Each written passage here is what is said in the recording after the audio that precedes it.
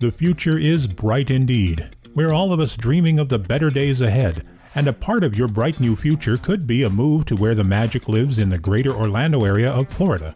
One of the biggest decisions you'll make when considering a move is selecting a realtor who can successfully match you with the right home in the right location at the right price. Victor Naraki is the realtor who can help you make the move you've always wanted to. Whether you're a first-time homeowner or looking to move near Disney World, Victor is in your corner. If you are looking for an experienced real estate agent covering all of Central Florida, please visit DisneyAtYourDoorstep.com today and find out just why you should work with Victor. I encourage you to create a free, no-obligation account on his website. By doing so, you'll unlock the website's full potential and be able to enter specific criteria, save listings, and browse new properties sent to your email. Visit DisneyAtYourDoorstep.com today or visit his Facebook page, Victor Naraki Realtor. And don't forget to tell him the Grand Circle Tour podcast sent you.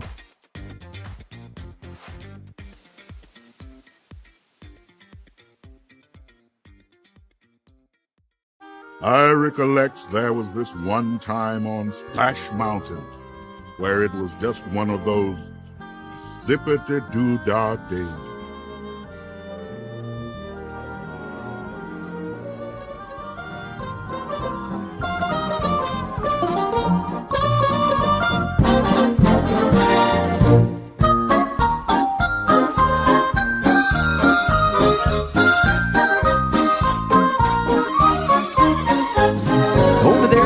Is the most famous and strangest mountain in these parts.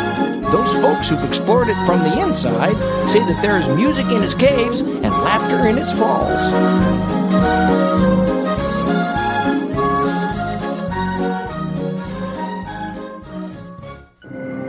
Splash Mountain. It may look peaceful and fun, but the only way out is a long way down.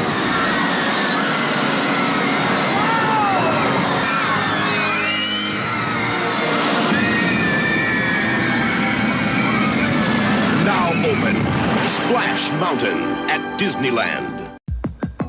Brer Rabbit's adventures didn't happen just yesterday, nor the day before. They happened a long time ago. When you go downhill, 'cause you're riding on the mountain of your own free will, and you're zipping in a flash on a daring dash down a waterfall so rapid that you go split splash. Splash Mountain, Zippity-Doo-Dah, Splash Mountain, Zippity-Yay. My oh my, Zip, zip, zip, zip, zip, zip. Wonderful day, Zip, splish splash, plenty of sunshine. Zip, splish splash, in my way, zip, zip, zip, zip, zip, zip, zip, zip, zip, Zippity-Doo-Dah, Zippity-Yay.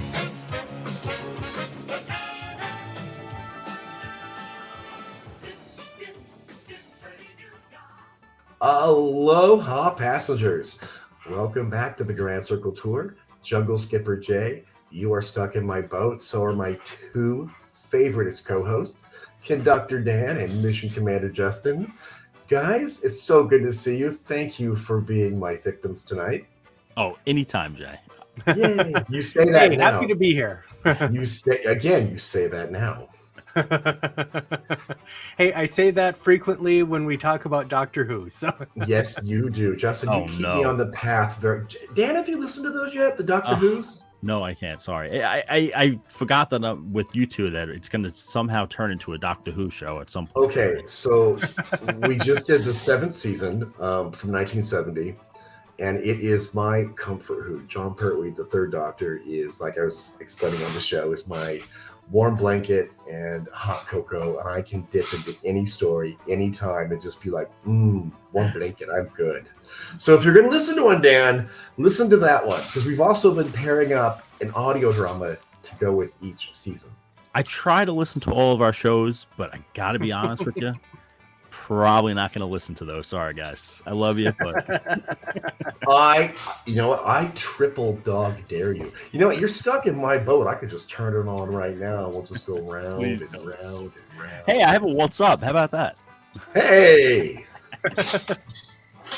What's up with you, Dan? today we are recording this episode on Sunday night. I have a very good friend of mine, actually four good friends of mine, that are all single adult males. Yes, sounds very fun here. And So they decided. Is this a dating thing? Is this No, doing a match? no Are you dating. matching anybody to anybody? Okay. They decided that they were going to go away, and where they decided to go, they wanted to try drinking around the world in Epcot. So today is the day that they chose to do that. So they also wanted to do a few rides. So I suggested Guardians and Soarin' and Test Track, and they had a nice little plan, and they did get on. They did a lightning lane for Guardians. Well, let me tell you, I would totally recommend going on Guardians while you're trying to drink around the world. That's perfect. I don't know what happened there, but I do know that their lightning lane wasn't until 2 p.m. So Oof. I'll have to get a follow up on that. So But I will tell you this part of the story is that at 9 a.m. when park open, I get frantic phone calls and messages. It's not working because they were off property, so I had to wait till park open. Not working. I explained everything to them. Everything. The one thing I forgot to tell them, which you would think that 4 40-year-old men, adult grown men, would do, is check to see when the park opens, and don't assume that it opens at 9 because it opened at 10. And they were in the rental car in the Uber going there, freaking out. And when they got there, the park wasn't even. They were 45 minutes early. The park wasn't even open yet. So you know what? If I was in Disney management, I worked for Yellow Shoes. I hear a golden opportunity. We need to set up a bar outside of Epcot in the 2 hours before it opens. Let's just get the sauce going. Well, you can imagine the jokes I was texting them when I was the one that figured that out. I just did a search on Google and was like, all right, look at this guy. Never let them clown them forever. We shall see how it goes, and I'll do a little update on how they made out. But I saw some Instagram posts around 6, and it looked like they were having a pretty good time. That's all I'll say. Yeah, I'm going to put a pin in this because I want to come back to this next time I see you. I'm going to ask you about this.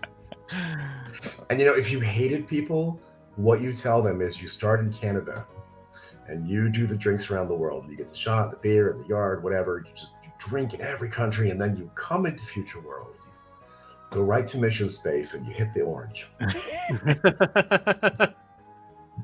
And then go on Guardians. Justin, how are you? I'm doing fantastic. Thanks for asking. So for my waltz up, now I think the last time I was on and talked about a waltz up, I mentioned that I had watched the second of the Dexter Riley Medfield College movies. Now you see him, now you don't. So naturally I had to follow that up by watching The Strongest Man in the World, which is the third movie in that trilogy.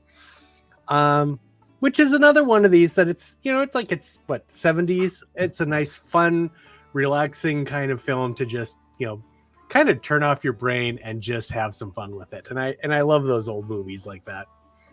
I have plenty of those old movies. I call them my brain candy. I just sit down and basically power down and watch Freaky Friday or The Black Hole.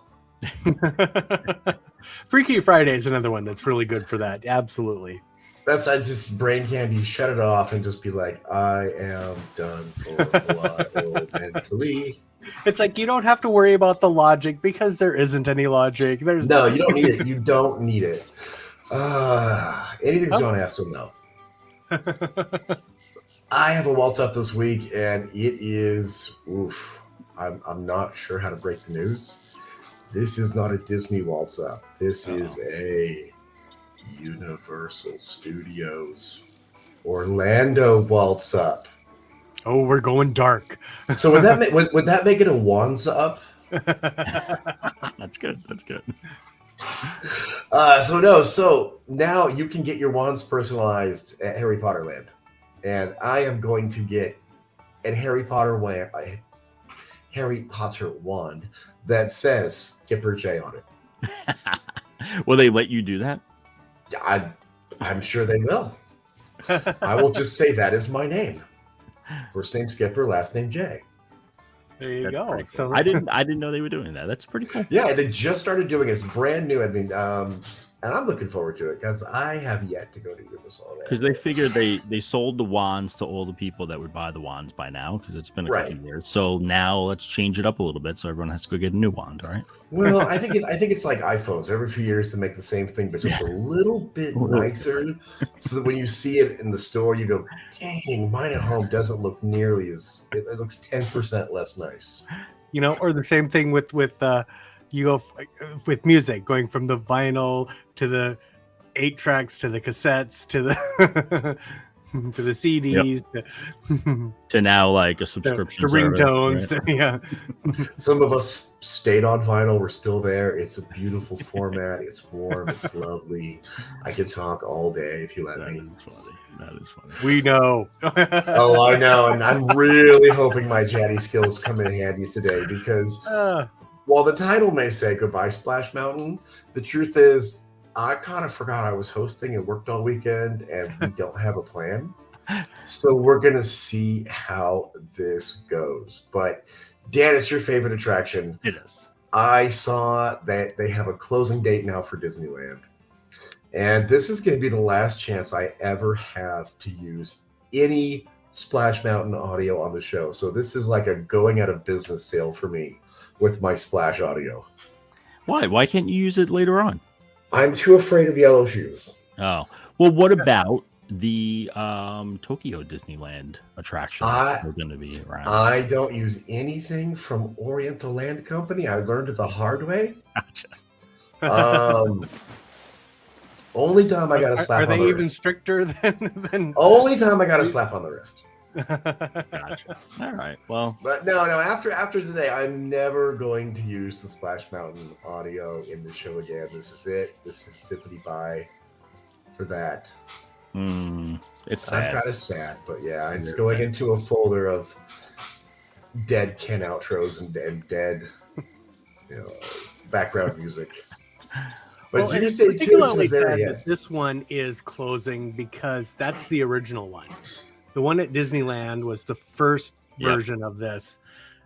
It was the whole reason this was designed and created was to be a log flume ride in Disneyland. And where did they have the room at that point? It was in Bear Country. Yeah, Critter Country. Well, it was Bear Country at the time. Oh, was it Bear Country at the time? It was Bear Country at the time because all it was there was Country Bear Jamboree. Yeah. Yep. Yeah, you would literally come up past the Haunted Mansion and come into Bear Country, which was just a little cul-de-sac, and there was no way out. It was the dead spot of the park. And Country Bears, well, I love it, and I still want justice for the Country Bears. Want in on a little secret? Becky and her team with MEI Travel can book you the trip of your dreams, all based on your budget. With over 100 agents working around the clock to get you the vacation you dreamed of. Whether it's Disney or elsewhere, there is never a fee for their services. And shh, she even has experts that can book you Universal as well as all cruise lines. Visit www.mei-travel.com for details. And don't forget to tell them the Grand Circle Tour podcast sent you. Just made me laugh. It's what I do. It's what I live for. I was going to cut that out, but now I'm keeping it in. No, it was a dead end of the park. You would literally go up there, see the Country Bears, and it's not that the Country Bears didn't do well. In Florida, it has one theater. In California, it had 2 theaters. And so most of the time, one theater would go empty. You never needed to use 2. And it just... Hashtag justice for Country Bears. It wasn't popular. It just did not achieve what it was supposed to do at Disneyland. But yeah, the land itself was called Bear Country at that time. I think they changed the name to Critter Country when they added in Splash Critters Mountain. of Splash Mountain. Yeah, that makes sense. I did not know that. Yeah, and before that, it was the old Indian village where you go and watch the Indian dancing. I'm so sorry, Native American dancing. Hey, they called it Indian at the time. You know what? Their words, not ours. I know. I want to be sensitive, though. But yeah, so this thing opened in 1989, and Yeah. the road to getting there is just kind of crazy, because so they wanted to reuse. Well, Justin, really quick, can I say that this actually goes back to Walt's original plans for Disneyland? He wanted a log flume ride when the park opened. I mean, he even went and talked to Waltronaut after they opened theirs. Yeah, So and a lot of them were not too keen on that idea, right? Isn't that how the story goes? A lot of the Right. Imagineers. Well, yeah, Right, and because I think Eisner himself didn't really like the idea of going with the whole Song of the South theming in particular. Which I will say he did have the film re-released in 1986 to see if there would be any controversy, and there was none. It went out for 2 weeks, made some money, came back in, and they thought, okay, we could do this. Yeah, I think it was 4 weeks, but yeah, it was a very You're limited right, 4 run. weeks.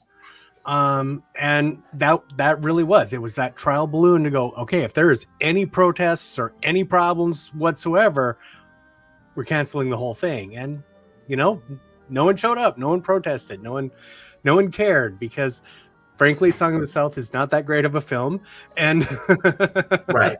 It's okay. Let's have that really quick sidebar discussion. I am going to spill a little Zip-A-Dee tea right now. For those of you who haven't seen the movie, and I don't know why you haven't, because all you have to do is type Song of the South into your Google search bar, and there it is. I would say you haven't watched the movie because it's not worth watching. It's not worth watching. It is a terrible movie. It is an awful, boring film.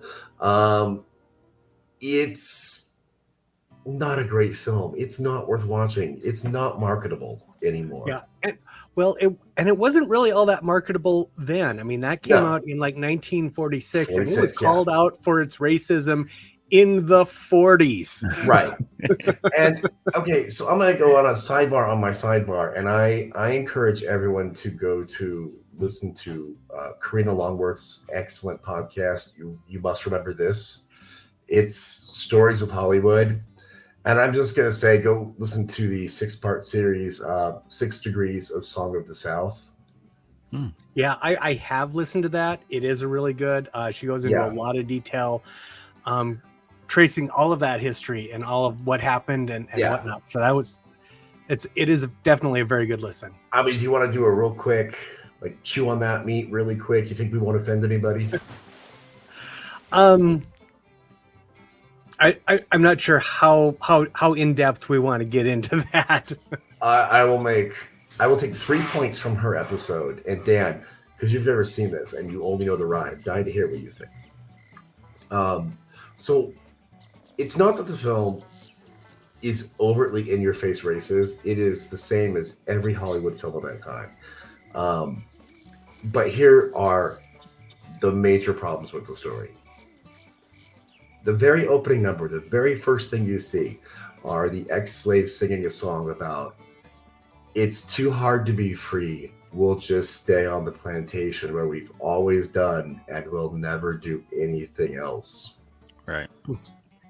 Point 2 is, just like every other Hollywood film, the black characters in this film have no agency. It is not a story about friendship between all these characters.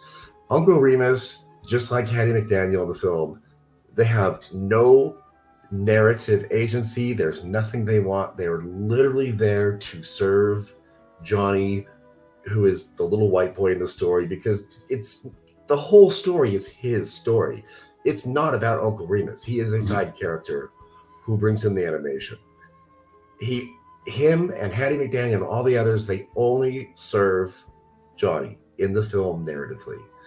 And third, the film ends with Uncle Remus, after being told to leave, running back to Johnny's side when he gets sick. And what would have made the film stand out, what would have actually made it something I think we could watch today, is had the end of the film, instead of Uncle Remus running to Johnny's bedside going, nope, I am a free man, I'm going to go live my life. And him walking off into the sunset. Yeah, I've I think it was Tony Goldmark who talks about this film, and he says it's one of these. It's not like aggressive about its racism. It's more of cluelessly condescending. Thank you. But it's the same as any Hollywood film of that time. And Walt did not have a special love for this source material. Walt was a Hollywood movie producer who at that time wanted the same thing every other Hollywood producer wanted. Yeah. That sweet, sweet Gone with the Wind money. Right. Yeah, basically, yeah. And that's what it boiled down to. That makes sense. And then we can get into how the author, which is why I was stories and so odd credit. Yeah, that they created a ride around this, and basically the reason was they wanted to reuse the animatronics from America Sings. America Sings, yeah. Yeah. So America Sings was this thing created like for the Bicentennial, basically, showcasing songs of America as sung by, chickens and foxes and whatnot. Which itself was just kind of a weird fit for Tomorrowland where they put it because they were reusing the Carousel of Progress building because the Carousel of Progress was being moved over to Florida to open up Magic Kingdom. And for anyone under 40, you have no idea how hard the bicentennial fever in America was at that time. That is why we have Liberty Square. But by the time it was getting into the 80s, it was a bad fit for Tomorrowland to start with. So they were looking to close this down. It was well past the bicentennial time. And they were like, well, can we reuse these in some way? And apparently Tony Baxter went, hey, you know what? Splash Mountain has animals. This has animals. Let's combine the two and into this flume ride. And then it's sort of like animals sort of thing. So kind of fits in with the Bear Country theme. It all kind of works well. And the characters had been designed by Mark, and so had the characters in the film. So it was kind of just a natural fit.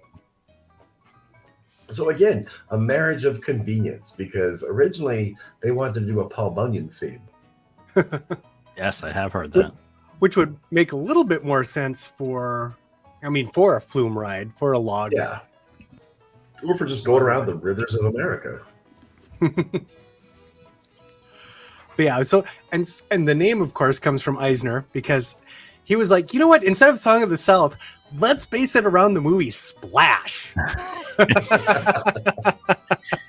He literally wanted to have a ride based on this movie about a mermaid hooking up with Tom Hanks. Which, by the way, I've always thought that was a weird story. Not that I don't believe the story, because I'm sure it's true. It's just that Splash came out in 1984.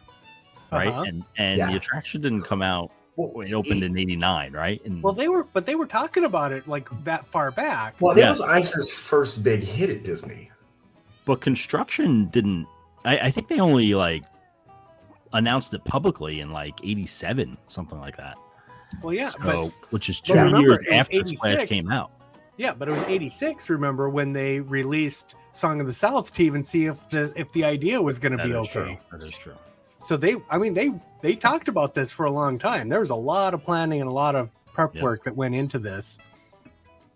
But yeah, so that's where the name Splash Mountain came from, and that one kind of stuck because they had some different names for it along the way. Well, they were going to go with Zip-A-Dee River Run, and that is a mouthful. Yeah, nothing like Toy Story Midway Mania or something like that. I know. What is going on with the names these days? Have you ever called the Guardians ride Cosmic Rewind? Have you ever? No. I've never done it, nor will I ever. It's always going to be the Guardians ride. I have to say, I don't know how many times I've forgotten that part of the name. I remember it's the Guardians ride. It's Guardians of the Galaxy. Well, look at Star Wars Millennium Falcon Smuggler's Run. Who just doesn't call it Falcon or Millennium Falcon? Said that either. Yeah, I've never said that. We all just call it Rise. We all just call it Tower. That is true. We all just called this one Splash until recently. Yeah, exactly. Which was probably that was Eisner's point all along. He knew that we would shorten the names, and he's like, they'll never forget my first hit. Maybe, but he was also the one who didn't want anyone to call Disney California Adventure DCA. True. Funny though, funny story. And people, this is me thought me speak better after work. Funny story though. The very first time we ever heard about California Adventure was from Michael Eisner on the opening day of Splash Mountain, when he said, now that we have Splash Mountain, Disneyland is truly a 2-day destination. It's time to open a second gate. Oh. Well, that was the day he announced DCA is coming. Was that with the Ernest show? Oh, that was with the horrible Zippity dancers. The Zip-A-Dee-Doo-Dah. The Zippity rap dancers. Because what they did is they had Jim Varney, Ernest. Yep. Right. And he did the whole special to unveil Splash Mountain. Which I did watch at the time. Yeah. And you can watch it's on YouTube. I've watched it multiple times over the last couple of years. And how long is that? Was that a half hour or was that an hour long? I think it was a half hour. It would make sense for it to be a half hour. I mean, yeah. I would think it would Back be then, difficult yeah. to fill a whole hour. No matter how many people you have dancing and rapping. I don't think I could sit through a whole hour of Ernest, whether he's at Disney or not. I think there would be a checkout point. Passengers, go to YouTube and type in the search Ernest goes to Splash Mountain, and I'm sure you'll be able to find it. And again, we have to tell them, you have to type in Splash Mountain Rap. Oh, yes. Because you will never see... I've used it before. Yeah. It is not like the most 80s thing you'll ever see. I hate to say this. I think it's the whitest thing you'll ever see. When they say white people can't dance, this is where it comes from. Yeah. So anyway, then it takes another 3 years? I think it opened in Disney World in 92. 92. And the Disneyland one kept getting pushed back. It kept getting pushed back. It went from 25 million to 75 million. Yeah. No, actually, it opened in Tokyo Disneyland first. Mm-hmm. A day before. The day before. And so then the day after is when it opens in Florida. You know, I tried to do some research on that, and I didn't find the reason. Did you find the reason for that, Justin? I don't know the reason for that. October 1st is a very important day in Disney history, of course. Why? What happens? Oh, just, park opened, Yeah. Many attractions. I'm trying to forget the 50th in every way possible. But I did find it funny that for some reason, and I'd love to find that reason. If anyone knows that reason, let us know why it took an extra day. Maybe they just didn't want to steal the spotlight off of the Tokyo one. I'm not sure. But so they put it in Frontierland in Magic Kingdom, which is even less of a fit. I gotta be honest, this has always been because I love the ride, but the placement has always been an issue for me on both coasts. Yeah. Well, one thing about switching it over to Tiana and Princess and the Frog, it's at least like near New Orleans Square. You can almost kind of make the case that it's almost like part of New Orleans now, although it's not right next to it. I think it's like New Orleans Square Annex, but I'm really disappointed because we did that episode a while ago. I was like, I'm really hoping they'll like redo all of Critter Country to make it look like New Orleans. No, this is Disney. They're gonna just do the mountain and leave everything else the same. Well, for Disney World, I should not have got my hopes up. For Disney World, though, I don't guarantee rumors much, but I'm going to guarantee that Frontierland is gone. What's there? What's in Frontierland right now? What about and the shooting? That's something I've heard. But that's something I've heard is like turning part of Frontierland into New Orleans Square. Yep. Yeah. Well, I mean, the thought process is to put Tiana's restaurant, which, by the way, we'll talk. I guess later we'll talk about the new attraction and what is planned. But it's going to be based off of her food company. and they'll be pumping in the smell of beignets and things like that. So of course they got to sell them somewhere. So that's just not fair. That is just not fair. So that's what Pecos Bills is going to be. I guarantee that. I can see that happening. But what about my beloved Country Bears? Well, I mean, the rumor, and then we're going to go off on a little bit of tangent here, but we have no map today. There is no guideline. We are passengers. We are literally winging it. So, what you hear is us just sitting down and going, and me going, crap, I forgot. Let's just do this. All right. So it was. This is a confirmed story. Before the pandemic, in about 2019, 18, there were plans to gut Country Bears, not to get rid of it, but to change the animatronics instead of having the hydraulic stuff right now, but to change it all to electric with the new, the new way animatronics are, and then maybe even change the show a little bit, and there's who knows exactly what they were going to do there, but that was in the plan, to redo Country Bears and have it open for the 50th. Things changed with the pandemic, but from what I've heard is that those plans are still there. Everyone knows what was going to happen. It'd be very easy to fix that. So if they wanted to do that and change it up a little bit, I think it would be very easy to, maybe change the name and the facade and make it a little bit more New Orleans type. Right. Atmosphere. I think that's a pretty easy switch. The Cajun Bears. I could actually get behind that. Well, and if they are going to keep it, I can certainly see where they need to update those, the mechanisms and such to make them more electronic and such, because I'm sure those old hydraulics have got to be a pain to maintain. Well, those and it was just about 2 weeks ago where Iger came out and said that he will be putting in 17. Did you guys hear this? I had not heard this. No. I think it was 17. I'm trying to think of the exact number. It's not billion. No, $17 million into the parks over the course. Okay. No, 17. No, I thought he said 17 billion. Billion. Yeah, what am I talking about? Just into Disney million World would be like a new storefront. That's nothing. Yeah. Yeah. $17 billion. Yeah, exactly. Over the next, he said 10 years, which leads a lot of rumors out there as to what that $17 billion is going to do. We know 600 billion will buy you Galaxy's Edge. Yes, and there was those talks at D23 about the Beyond Frontierland thoughts. So I could definitely see a new land popping up back there eventually. But like you said, what about Frontierland? But that makes total sense because Coco's Mexico, Encanto South America. So you could make it frontier-ish that way. Mm-hmm. Oh yeah, that would certainly work. I think and you would get a new Frontierland. Well, you'd basically be two new lands in one that way. Yeah. Yep. A new New Orleans and a new Frontierland. Yeah.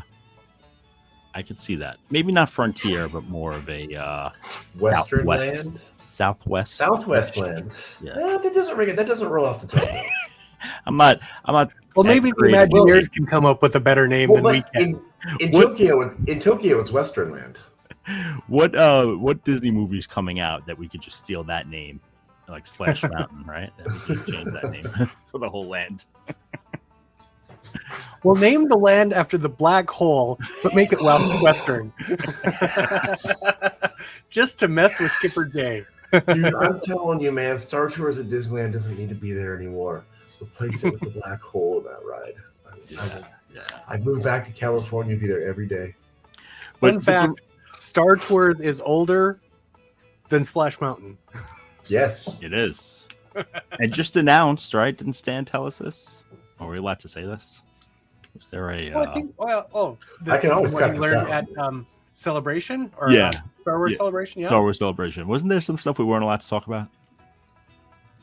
No. Well, I think the restrictions passed now. The convention happened. Okay. Well, I'll just say it. If we get in trouble, it's my fault. Sorry. There will be new. Dude, I think this episode's going to get all of us in trouble. I may just delete this and call you guys in 2 days and be like, we got to start over something else. New scenes announced at Star Wars Celebration this past week in London. So, which are very own. Even said what the scenes are, just that there were going to be some new ones. Which I'm calling it now. They're from Mandalorian.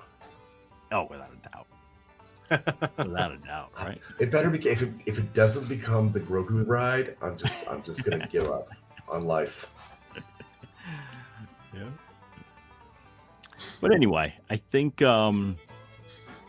with just to get back to my point, I think with the opening of Epic Universe, I think this is the time where we should hear something. I mean, they just announced how much money they were going to put out there. I think there's going to be an announcement this summer. That's my personal feeling. You think that soon? I do. Just as the announcements for Splash Mountain happened years before it actually happened, right? Right. Well, but they've also been slow rolling. All the Tiana news. We're just getting bits and bytes. So I could see that. Yeah. Well, yeah, because they announced the switch over to Princess and the Frog back in 2020, and even then they claimed they'd been working on it